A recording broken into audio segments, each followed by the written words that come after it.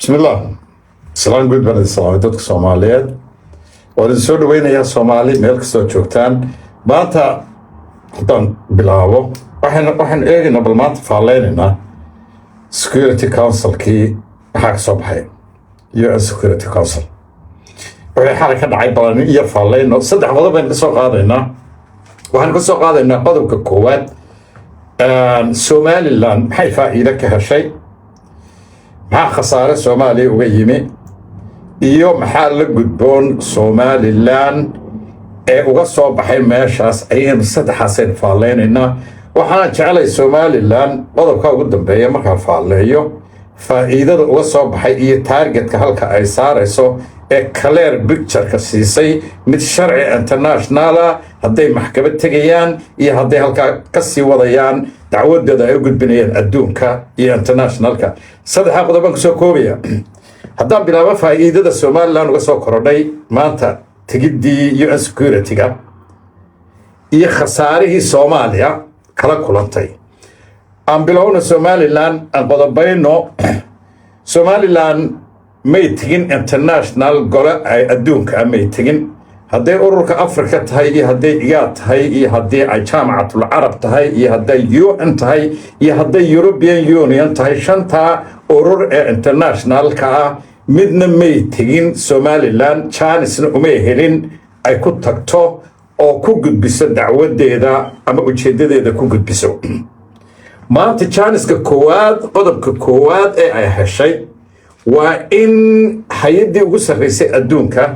oo la yiraahdo UN Security Council oo saddexdii fiitooga lahaa permanent-ka ahaa iyo 10kii maxay ahaatay min labada sanadood ee aan permanent-ka ahayn ay fadhiyaan in maanta laga gudbiyo historigii ay weyday cid ka gudbisa ee ahayd 1960 inay xornimo qaadatay qodobka koowaad qodobka labaad in dowladihii fadhiyay markhaati looga dhigay inay aqoonsadeen Somaliland waa laba qodobka saddexaad inaanay unionka Muqdisho israacin hirgelinba oo soconin oo iyagu iskood ugu tageen qodobka afraad in lagu sameeyay genocide oo warqadii ay Israa'iil markaa qortay dadka la tusay ee ay kaga hadlaysay genocide-ka lagu sameeyay afartii qodob ee ugu horeeyay ee ay xalul caalamka indhahooda soo jeediyay ee ay tustay faa'iidada maanta oo ah ee ay halkaa ka sii tallaabo qaadi doonto maxaa soo raacay ee Soomaaliya u markhaati furtay ee khasaare ee Soomaaliya uga yimi Soomaaliya waxa uga yimi marka hore waxa ay qirteen oo ay yiraahdeen ay ku doodeen Falastiin bawad samaysay genocide macnaheedu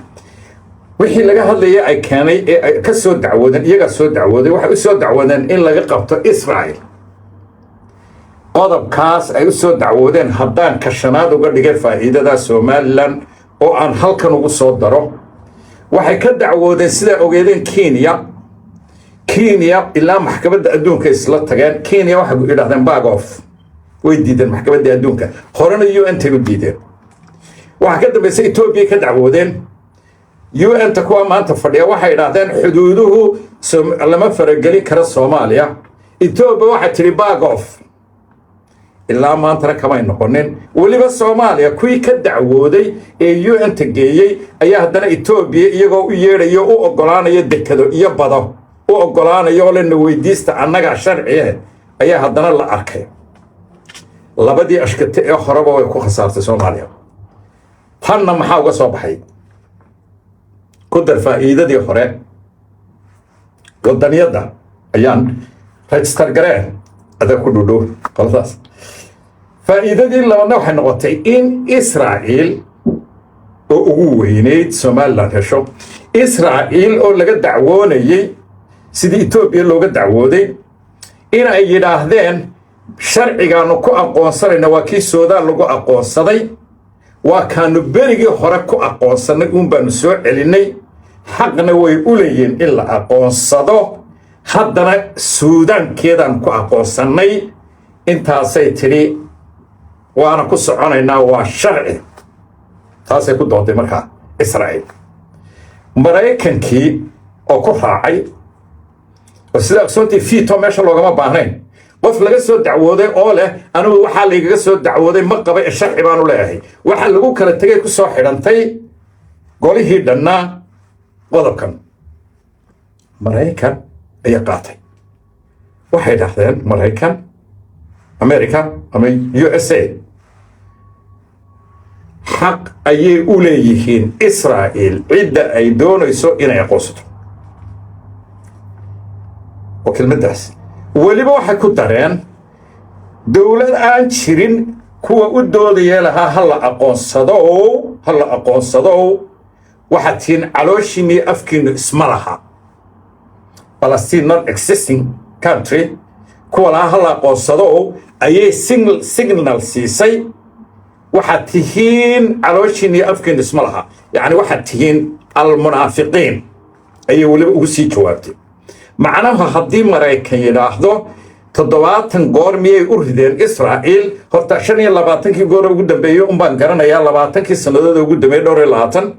ee ay fiitooga u rideen macnaheedu haddii maraykan yidhaahdo waad ku saxsantahay qofka aad wax yeeshay waad ku saxsantahay tallaabada aad qaaday israa'iil way ku saxsantahay macnaheedu waa fiito qarsoon way kala ergaraysa adduunkana waxay tustay inay ku barbartaagan tahay xaq u leedahay israa'iil taas waxay noqotay tii gebagabaysay waxa laaliyo wixii laga hadlayey nin kastoo hadlay iyo wax kastoo uu yidhi waxa soo gebagabaysay sidii caadadu inuu ahayd ee meesha la yidhahdo United States marka ay israa'iil laga soo dacwoodo ee ay wax gasho maxay ku saboori jireen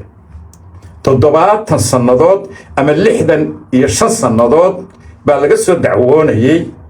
oo inta la keenayay mar kaliya miyaa loo joojiyey yes kaliya mursal mar kaliya ilaa maanta miyaa adduunku u joojiyey kaliya USA baa dhabta ku haysay illa dhageystay ma aragtay tallaabo laga qaaday ma aragtay Israa'iil halka ku soo qof kale tallaabo laga qaaday Israa'iil mar kaliya waa qodobka ay ku soo gabagabowdeen waxa weeye miin signal buu siiyey United States uu leeyahay Israa'iil xaq inay aqoonsato ay u leedahay waxa ka sarreeyay ee ay Soomaaliland horta doonaysa faa'iidada ugu daro waxa ka ay doonaysa halka ka sarreeyay maanta ay gaarsiiyay Soomaaliya gaarsiisay iyagoo Djibouti ay diiday ugu xigta oo adduunka ugu taagta daran dowladaha ugu taagta daran ka mid ah oo Ethiopia diiday oo meel kastaba ay albaabka ka soo xidhatay maanta albaabkii ugu sarreeyay adduunka yaa geeyay Soomaaliya kiisi thank you Somalia thank you Bale Mr. Bale resultkii soo baxayna waxay noqotay the most powerful country on earth inay yidhaahdeen right xaq bay u leeyihiin waa qodob soo baxay waxa u soo baxay Somaliland waa register gareeya liis gareeya dowladeen u gudbinaynaa waxa u soo baxay in uu ku dooday Abubakar Bale uu yidhi 1964 ururka Afrika xuduudihii sharciga ay u dhigeen South Africa iyo Afrikaankii yaryara ee aan taariikhda haynin iyo wixii dhacayba haynin ay u mashqaarti fureen ee Somaliland faa'iidada u ah ee u soo kordhay ee ay ahayd inay tallaabada ku daraanna maxay noqoto Abubakar Bale uu yidhi maxay ahayd sharcigaasi resolutionkaasi muxuu ahaa UN yaala ee ay ku doodayeen ururka yara ee Afrikaankii fuufuudu ay dhaga tirtay ee historiga xasuus ma laha duqsi bahal waaweyn baa cuna ma laha xasuus Afrikaanka badidooda muxuu hadaba qodobkaasi isaga soo qaatay Afrika markay isku raacday qaahira waxaan maleeyaa April 12keedii ahayd 1964 Afrika waxay isku raacday xuduudaha gumaysigu sidoo kaga tagay lama bedeli karo kaas ayaa ku doodayay hadaba yaa diiday maalinta dowladda Soomaaliyeed oo kaliya ka hortimi oo tidhi annagu ma ogolin in sharciga la yidhaahdo xuduudaha gumaysigu siduu kaga tegin lama bedeli karo dowladda soomaaliyeed oo keliya baa ka hor timi intii kale isku raacday majority 99% waa isku raacday gacantaa loo taagay sidii baa un-ta lagu geeyey tii maalintaa soomaaliya diiday ee afrika isku raacday ayay soomaaliya diiday uu maanta u markhaati furo soo qaatay abukar baalle waa kan taariikh la-aantu waa kan knowledgeka taariikhda historiga marka aanad garanaynin adaa isku markhaati furaya abukar baalle muxuu ku markhaati furay soomaaliya inay 64 waxay diiday ee afrika isku raacday uu isagu maanta ogolaado soomaaliya waa kan halka knowledgeku iyo taariikhdu ay ku jirto ee bini'aadanku uu goolka iskaga dhaliyo waa tan dhiida ayuu u dhigay somalilan bool wuxuu u dhigay kubadda dhiiduu u dhigay iyadoo goolkiibar joogin maanta inay laadaaba wanaagsan kaas afrika guddidii resolutionka soo samaysay 2005 maxay idhaahdeen sam qaahira maxay ka idhahdaan xuduudaha lama bedeli karo siduu gumaysigu kaga tegay soo maaha afrika markaa yimaadaan ay baadheen waxay dhahaan somalilan xaq bay u leedahay inay go'do maxay raaceen xuduudaha lama bedeli karo u yaallaa warqaddii somalilan inay raacisaaba ahayd ambasadoorka laakiin not too late hadday raacinaysaa laakiin waa inay qaataan talooyinka somalilan as a historian inay qaataan oo ay ku dhaqmaan maanta isagaa soo hordhigay inuu inagu raacay 64 oo macnaheedu tahay lama bedeli karo xuduuddii britishka iyo talyaaniga waa taata oo idiin markhaati furay ee adduunka oo dhan horteeda ka yidhi taasina waa faa'iidada uga soo korodhay somalilan ee shanaad weyn reer somalilan be happy waxaan isweydiinanaa halkaa markaynu ka nimaadno somalilan miyay haysay waxba may maanta waxa adduunku ka doodaya territorygooda qaybi waxay raacday carab iyo kuwii muslimka ahaa ee israa'iilna la saaxiibka ahaa safaaradaha ay ku lahayd ayaa qaarkood oo maca turkigu ku jiro ayaa waxay yidhaahdeen laguma aqoonsan wax kale oo waxa lagu aqoonsaday meesha la yidhaahdo baabulmandab iyo reer siida inay intereskooda ayaa lagu aqoonsaday iyadoo maraykankiina dhegaysanayo westernkiina dhegaysanayaan ayaa china isku markhaati furay turkigiina wuu isku markhaati furay qaahirina way soo raacday waxay adduunkii tuseen waxaan oo dhammi waa easy somalilan iyo waxaan laga wada hadlayaa israa'iil sababaha ay u qaadatay waxa weeye waa hormus iyo intereskooda iyo meesha la dhafis waxay iyagun halka ka caddeeyeen sidii berigii galbeed iyo bariga shuuciga iyo dowladihii westernku labadaa gruub loogu kala biiriyey ayaa waxay caddeeyeen in somalilan ay gruubkaa kale ku biirtay because waxaa la isku haystaa waa intereskoodii oo turkiga iyo china ay dhinacan hogaaminayaan ayay maanta tuseen adduunkii in meesha waxa la isku haystaa ay tahay interest power struggle taasina waxay usoo hoysay somalilan faa'iide lixaad bay usoo hoysay in maanta la isku haysto territorygoodii waxay sheegeen dhulkay degan yihiin inay istaraatijiyad yihiin ayay u qireen adduunka la iskuna haysto macnaheedu somalilan baa power stageskii ay isku haystaan taasina waa ta lixaad toddobaad ee loo markhaati furay wuxuu yidhi genocide laguma samaynin ninkiina warqaddii wuxuu tusay 1990 genocidekii la sameeyey ayuu tusay waxa u markhaati furay madaxweyne farmaajo oo la hayo oo leh wixii lagu sameeyey iyo genocidekii lagu sameeyey waa maanta apology baan ka bixinaya raaligelin baan ka bixinaya xasan sheikh oo leh wax diyaaradaha lagu duqeeyey genocide baa lagu sameeyey waanu ka raaligelinaynaa ayaa halka yaalla human rightska halka yaalla waxaasoo dhan markaa isu geyso ninkii madaxweyne sheeganayay inuu dowladda soomaaliyeed ka wakiil yahay waxay israa'iil hordhigtay dabin bay hordhigtay oo igu baxday u galay dabinku wuxuu ahaa genocide laguma samaynin iyo qabiil reer hebel ninkii qaranka u doodayey waxay israa'iil ku riday god markuu yidhi ribatal baan ka samaynayaa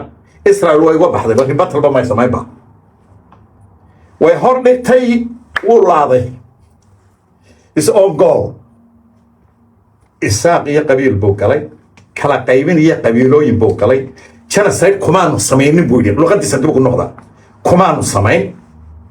إساقو هذا يا أفكي الدولة ده ما يدعن الخير ساغلة كان سيد لغة سمين بويدي وحكرا يري حق لنا جيبوتي وحلا هايستان بهالشي بلا هايستان صوماليا لنا جيبوتي حتى وحو يري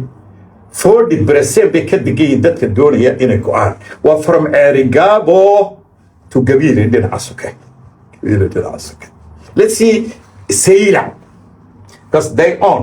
دتك اللي هذا ودير let's see دير وحكا هذا يوددك الدير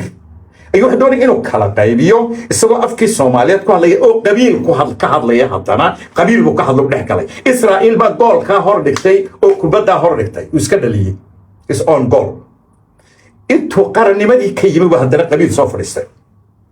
wuxuu leeyahay dhinaca kalena qabiil kala degan xaggana qabiil baa waa qarankii isagu wada sheeganayay ayuu qabiilooyin haddana u kala qayqaybiyay taana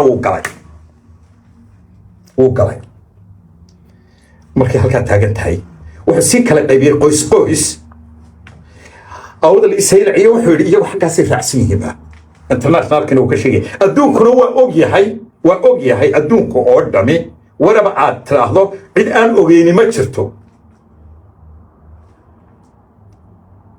macnaheedu dadka maanta isku raacsani majority-ga 95% waa dir awdal baa lagu sameeyey dowladdan dadka u hadlaya difaacaya dibad iyo gudo hadday tahay international waa reere awdal ilaa saylac awdal baa laga xukumaa ilaa saylac dadka u doodaya eela annagu tan annagaa samaysanoo iska lihi ayuu maanta wuxuu leeyahay iyagu shaqo kuma laha ninkii waa madaxweynihiisii ninkii yidhi jabuuti taga jabuuti baa laydinka xukumaaye ayuu wuxuu ku matelayaa waa kii soo yidhi madaxweynihii yidhi markay u tageen reer awdal waxaad tagtaan jabuuti baa laydinka xukumaa arrinkiina la wareegto shaqa idinku leh anugu shaqa idinkuma lihi ayuu wuxuu leeyahay haddana wixii madaxweynihiisa yuu leeyahay ma annagay nala socdaan isagii madaxweynihiisa iyomaa waalan oo wareersan internationalka u taga reer awdal waxay u tageen safaaradaha iyagoo ka dacwoonaya xasan sheekh intaanay soo bixin oo jabuuti imanin waxay ka dacwoonayeen annaga jabuuti miyaana laga xukumaa mise halkan ninkii sidaa u galay ayuu wuxuu leeyahay ayuu beeninayaa madaxweynihiisu beeninayaa uu leeyahay waa beenaale waa kadaab iska hadlay haddaad halkaa ka soo noqoto waa faa'iidooyinka ay somalilan ka heshay maxay ku khasaartay soomaaliya waxay ku khasaartay in ay tidhaahdo israa'iil baa la keenayaa qodobkaas khasaaraha ugu weynay gashay inay yidhaahdaan dadka falastiiniyiinta la keenayaa iyadoo necessary-ba ahayn dacwaddu u yimi inuu ka hadlo mooyaane iyo aqoonsigan mooyaane inuu falastiin galo waxay noqotay inuu leeyahay macnihiisu idinkuba israa'iiley waa samaysaan oo waxa ku samaysaan falastiin macnaheedu waxaanu annagu samayno iska daaya idinkuba waa anoo idinku idhaahda halka qof ku jira kuma aneego nabiil barka ku salaamay nabiil aqoon wariye war nabiil aan idhaahdo igu akuus gareeya waxaad iga qaadatay jaga aan lahaa anigu aan lahaa ayaad iga qaadatay oo aan anigu ku idhaahdo adiguba waadigii cabdilaahi khadar cabdilaahi tiisii qaatay adiguba berigii ayaa ku siiyey halkaasay ka noqotay ninkii siyaasiga u ahaa soomaaliya iyo inta u fadhiyey inuu israa'iil ka hadlo 3 minid iyo bar ka hadlo intuu ka hadlayay iyaga kooda wuxuu ka hadlayay falastiin waxa meesha loo yimina waxay inuu ka dacwoodo oo uu sharciyo keeno oo uu soo hordhigo sharcigi kaliya ha uu soo qaatana waxay noqotay 1964 kii Soomaaliya diiday in xuduudaha sidoodii lagu celiyo because Soomaaliland baa ka go'i lahayd haddii xuduudaha sidoodii lagu celiyo taasina waxay u noqotay disaster kii koowaad wuxuu tusayo kale مسؤول إناني كاهين سوماليلاند ماشا لا يداخلو عد كلا أي لجري كرتو حرير لجري كرتو لا سميسان كرتو مير وكم مقلي هديت هاي سوماليلاند هديت هاي إسرائيل هديت هاي انترناشنال هديت هاي جورنال هديت هاي سياسي meel uu ka maqlo lagu hayo ama meeshaba la keenay in lagaga hadlo Palestine meel oo liba qalan qallo maray qalan qalle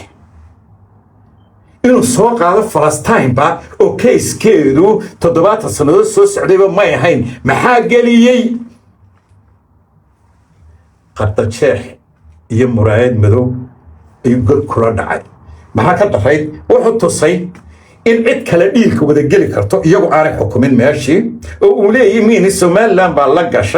gashay oo wax la doonayaa in la keeno Somaliland la keeno isagoo waqooyi isticmaalayay ama waqooyi galbeed I don't know waqooyi galbeed bi isticmaalayay gobolka Hargeysa isticmaalayay markay leeyihiin waqooyi galbeed haddaad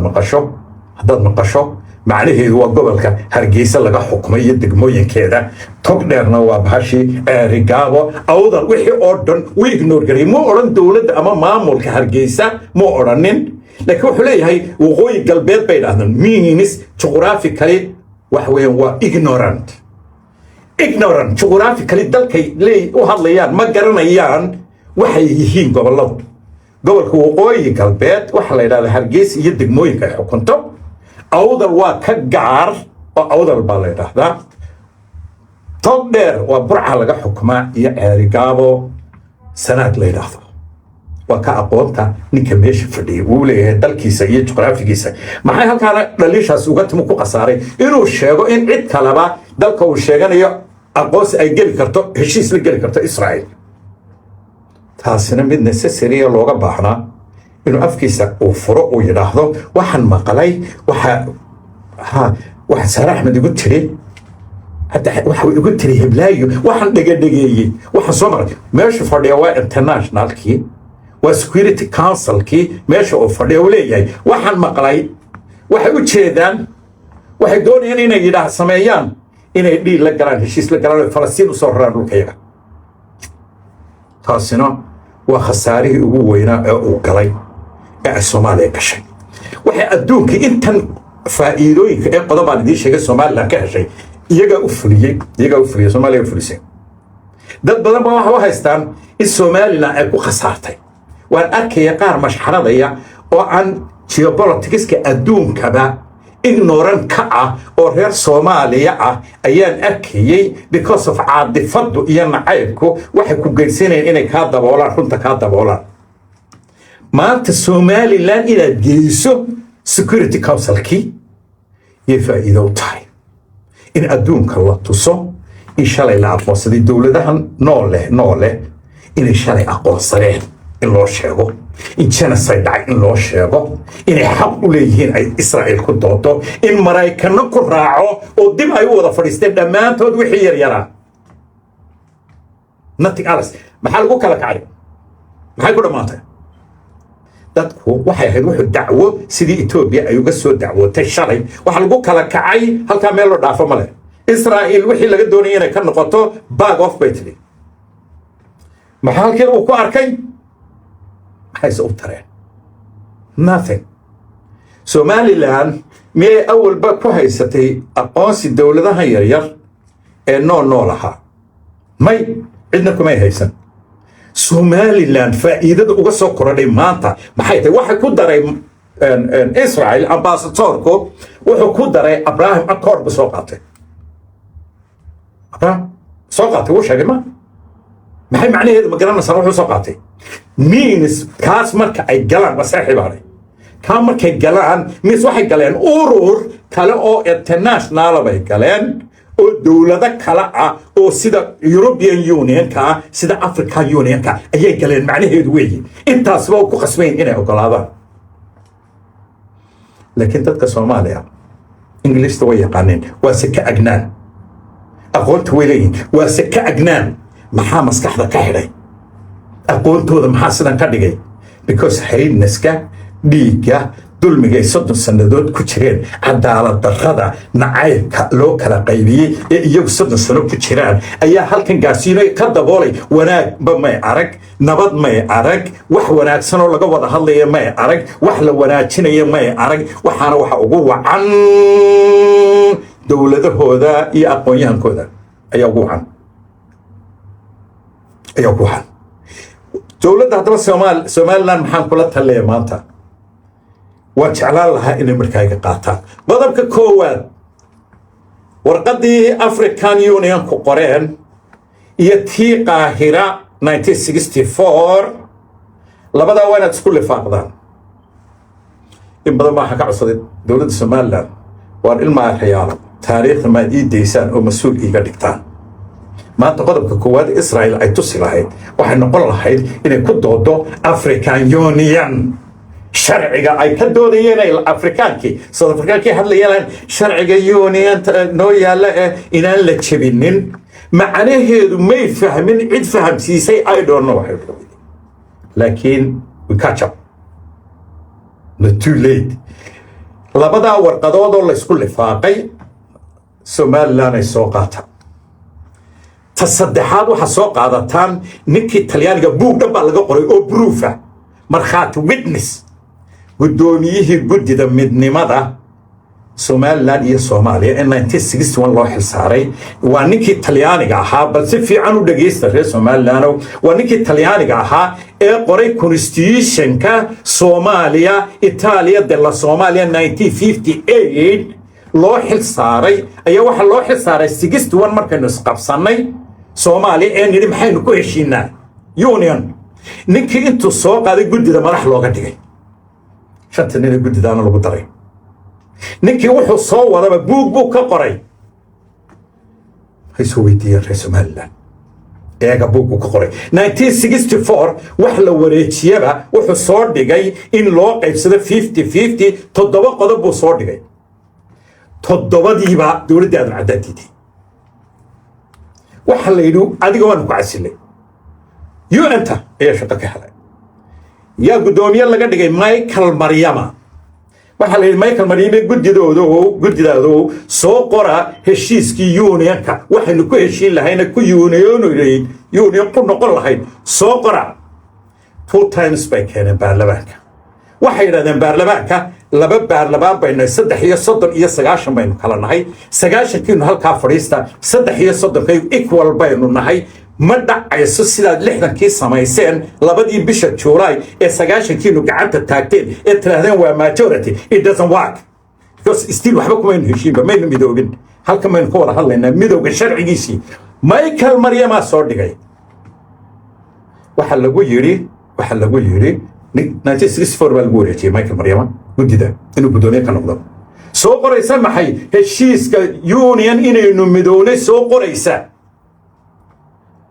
waxa soo dhigay 66 doorashan ku jira baa dib looga dhigay doorashan galena 67 ayaan doorashan u diyaarnahay dib baa loo dhigay 1968 doorashadii 69 bilaabanaysa wuu soo dhigay waxa la yiri maanta waqti uma hayno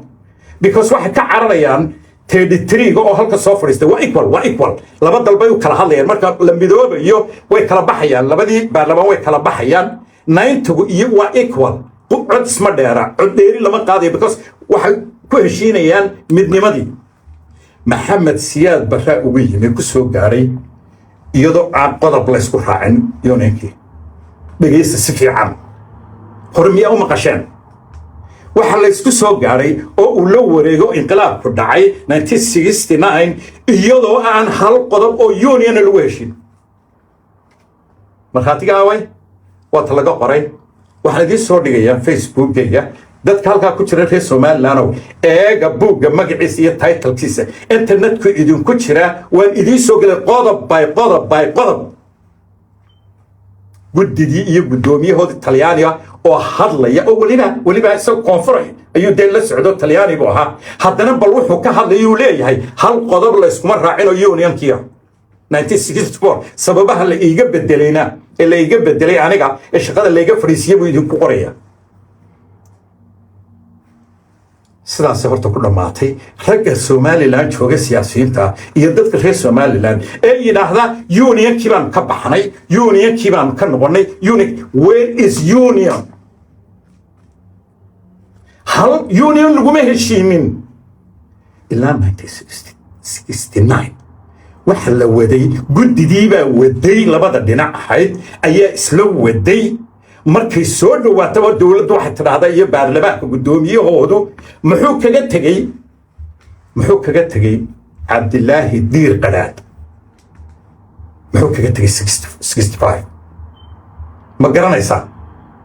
marka ila waa majority markuu shirka soo qabtuu yidhaahdo heshiiskii unionka ayaynu ka hadlaynaa maanta layna soo hordhigaya guddidu waxa ku soo heshiisay equal waynu nahay 3 yagu ayaaba gacanta la taagay waxa la majority la boorna kitala ma kola dadulu 64 waxa lagu haystay haddaydan yeelin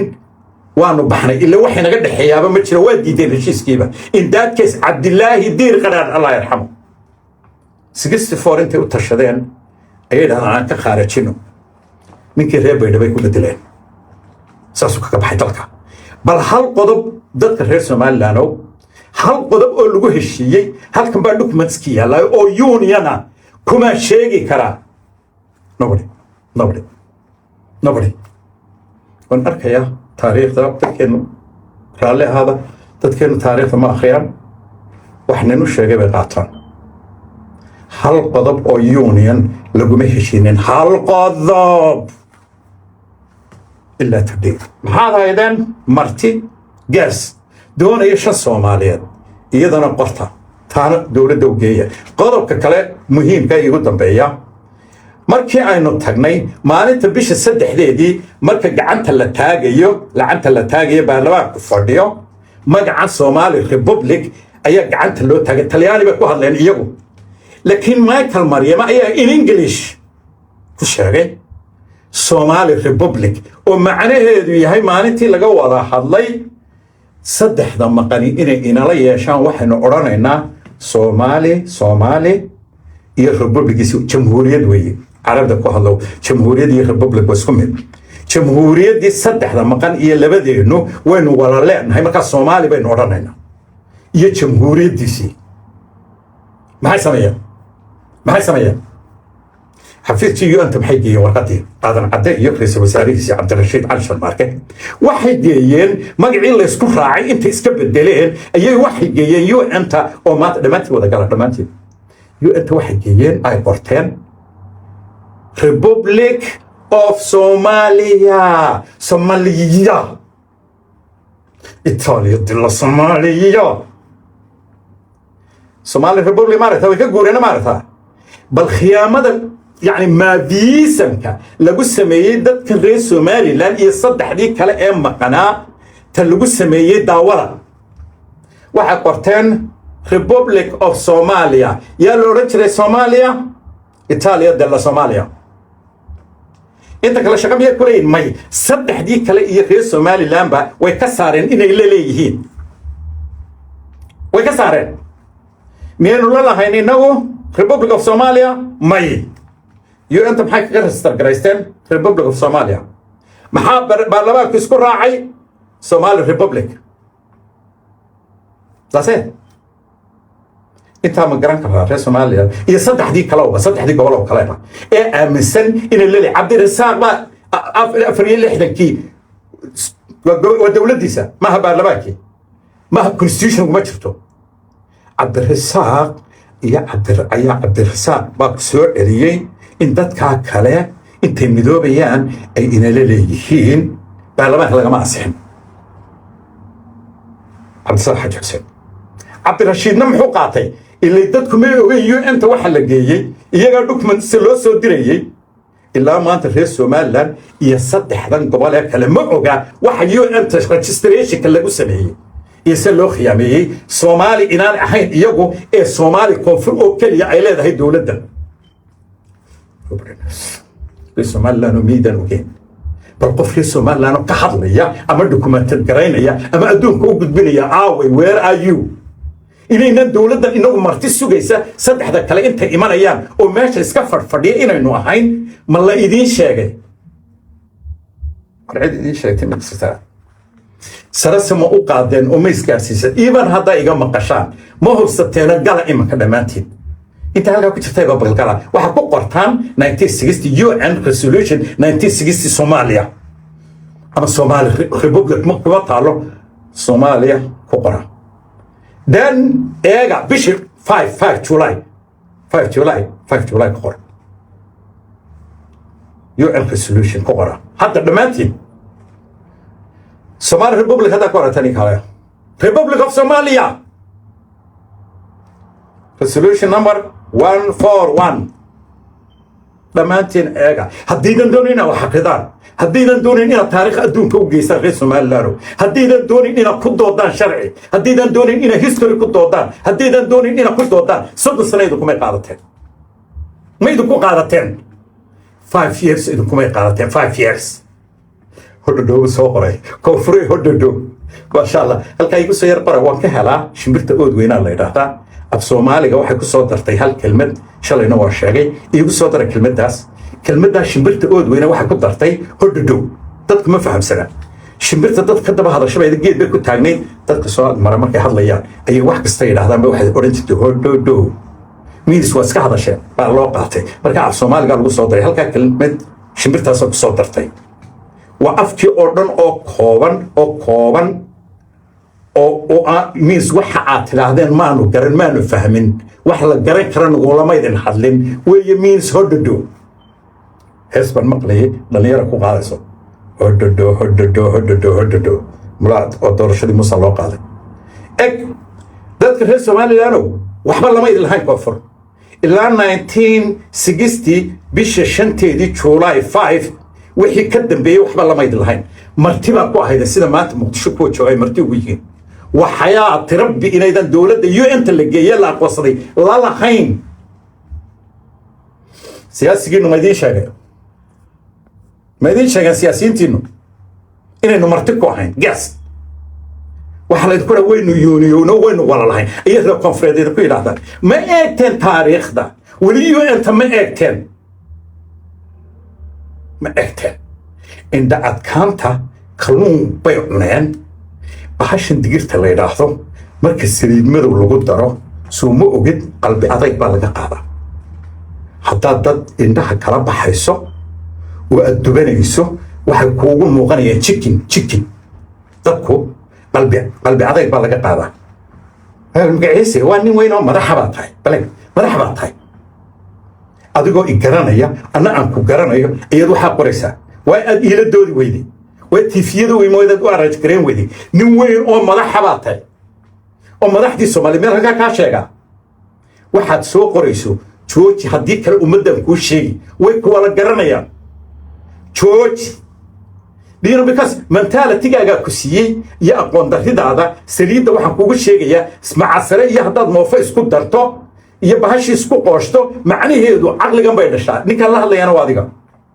ma jeclina private la galo laakiin waxa soo qoraysan arkaysaad wax leedahay adoo magac title Soomaaliyada madax u ahaan jiray inta haddaan ka noqdo dadka reer Soomaaliya waxaan kula talinayaa war afartaa tala qaata u gudbiya dowladii u gudbiya Mareykanka u gudbiya guddidii lobbyist u gudbiya documentiski halkan baan idinku hayaa in aan u diraamaan waayay إذا information كأودرو أو حلا كشيء كاري لهذا أوران لهاي يونيون أفريقيا يونيون واقو كان وحش شلي أي دي سوماليا اللي دي كدي واكن إيه سوماليا فلسي إيه هاي الحدود اللي ما بدل كرو إنجليز حدود محوك جت جي الحدود طلياننا رجع سي السعودي 27 جولاي رجع هرجع سكية عباد لبان كي قال سير رعي قال كعيا في سلة لوجا سير نفتي لما حدود اللي نجيتك إنجليز كفرية طليان كفرية لما حدود بين كلاه لما دولة بين كلاه سوق ميسيا تيم إنه قادرونه أي ما تتسامى هذا باسطور إنه قد دي أفريقيا تسامى بهردان صار ما وأكون قد دي أفريقيا قد دي أفريقيا فان فيشنكي فان ما قد دي لصادري وأكون قرار كقرار دوكمنتي سومالي أنا وهذا أفريقيا يونين لاي سومالي لان حق بيولادي ولا بدور قدود تشوي واي ويدك تاريخ هي وحلو ويدين واي reer Somaliland madaxdooda qatay halkaasi u taala hadii wax cilmi leh iyo taariikh ay joogan halka miiska u saarantay waxooda u saarantay maanta hadalba mu ka yimaadeen waay maanta faa'iido haysan celebration reer Somaliland waxa kaga tagaya celebrate والله بندي شيء شري هالكا فردين يا مانتا إن أدون كي كانوا أو توصو لبا جروب سكوكين هايستا because of استراتيجية إلى هيدي سيء وحكو خسارة وام حي مانتا they don't know خسارة يجو because هذي خسارة قرنا يا خير كونفريد هذي خسارة فائدة قرنا يان شن يصدر سنوات بحساب تملا هاي نو حساب at all mental sickness إلا ما تواد أركسان واحد قرن كروين عروتي سيدان وبدبادية أيان إلا ما تاني كهذي كرين سيدان أنا وبدبادا بي كهذي كرواية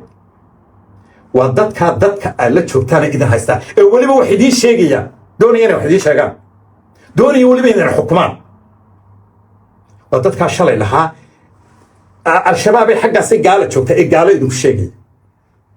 كاوي ددك إنه وذا شوكني قاسوا هاي اسكي أكفر فرديني برقي سوماليات madaxda idin ahaan jiray from 60 up to 91 siyaad barxoog baa ku qabsaday let's see 69 day dadkii Soomaaliyeed halka idin joogay